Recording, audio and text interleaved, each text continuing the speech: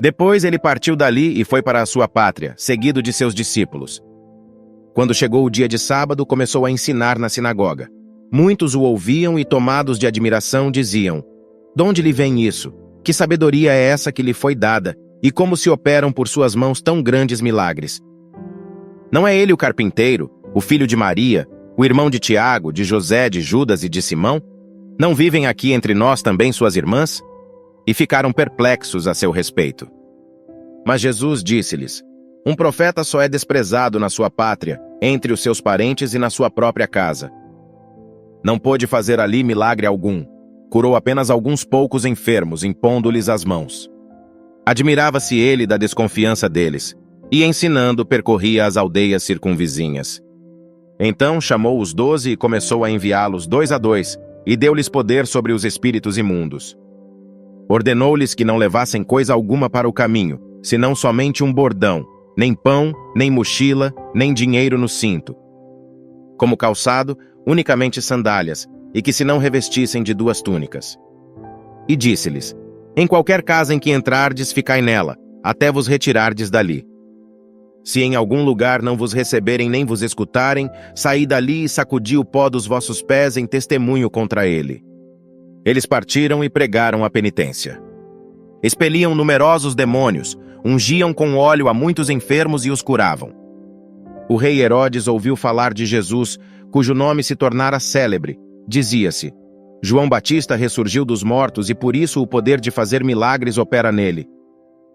Uns afirmavam: "É Elias." Diziam outros: "É um profeta como qualquer outro." Ouvindo isso, Herodes repetia: "É João a quem mandei decapitar. Ele ressuscitou." Pois o próprio Herodes mandara prender João e acorrentá-lo no cárcere por causa de Herodíades, mulher de seu irmão Filipe, com a qual ele se tinha casado. João tinha dito a Herodes: "Não te é permitido ter a mulher de teu irmão." Por isso, Herodíades o odiava e queria matá-lo, não o conseguindo, porém. Pois Herodes respeitava João, sabendo que era um homem justo e santo. Protegia-o e, quando o ouvia, sentia-se embaraçado. Mas mesmo assim, de boa mente o ouvia. Chegou, porém, um dia favorável em que Herodes, por ocasião do seu natalício, deu um banquete aos grandes de sua corte, aos seus oficiais e aos principais da Galileia. A filha de Herodíades apresentou-se e pôs-se a dançar, com grande satisfação de Herodes e dos seus convivas. Disse o rei à moça: "Pede-me o que quiseres e eu te darei." E jurou-lhe: "Tudo o que me pedires te darei, ainda que seja a metade do meu reino." Ela saiu e perguntou à sua mãe: "Que hei de pedir?" E a mãe respondeu: "A cabeça de João Batista." Tornando logo a entrar apressadamente à presença do rei, exprimiu-lhe seu desejo: "Quero que sem demora me des a cabeça de João Batista." O rei entristeceu-se, todavia, por causa da sua promessa e dos convivas, não quis recusar.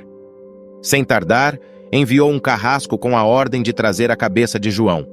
Ele foi, decapitou João no cárcere, trouxe a sua cabeça num prato e a deu à moça, e esta a entregou à sua mãe. Ouvindo isso, os seus discípulos foram tomar o seu corpo e o depositaram num sepulcro. Os apóstolos voltaram para junto de Jesus e contaram-lhe tudo o que haviam feito e ensinado. Ele disse-lhes: "Vinde à parte para algum lugar deserto e descansai um pouco." Porque eram muitos os que iam e vinham e nem tinham tempo para comer. Partiram na barca para um lugar solitário à parte. Mas viram-nos partir. Por isso, muitos deles perceberam para onde iam, e de todas as cidades acorreram a pé para o lugar aonde se dirigiam, e chegaram primeiro que eles. Ao desembarcar, Jesus viu uma grande multidão e compadeceu-se dela, porque era como ovelhas que não têm pastor, e começou a ensinar-lhes muitas coisas. A hora já estava bem avançada quando se achegaram a ele os seus discípulos e disseram: "Este lugar é deserto, e já é tarde. Despede-os para irem aos sítios e aldeias vizinhas a comprar algum alimento." Mas ele respondeu-lhes: "Dai-lhes vós mesmos de comer." Replicaram-lhe: "Iremos comprar 200 denários de pão para dar-lhes de comer?" Ele perguntou-lhes: "Quantos pães tendes?" E de ver. Depois de se terem informado, disseram: 5 e 2 peixes.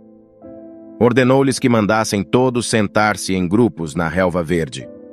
E assentaram-se em grupos de 100 e de 50.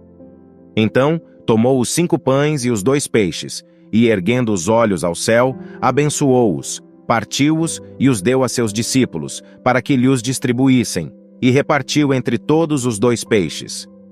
Todos comeram e ficaram fartos. Recolheram do que sobrou 12 cestos cheios de pedaços e os restos dos peixes. Foram 5.000 os homens que haviam comido daqueles pães.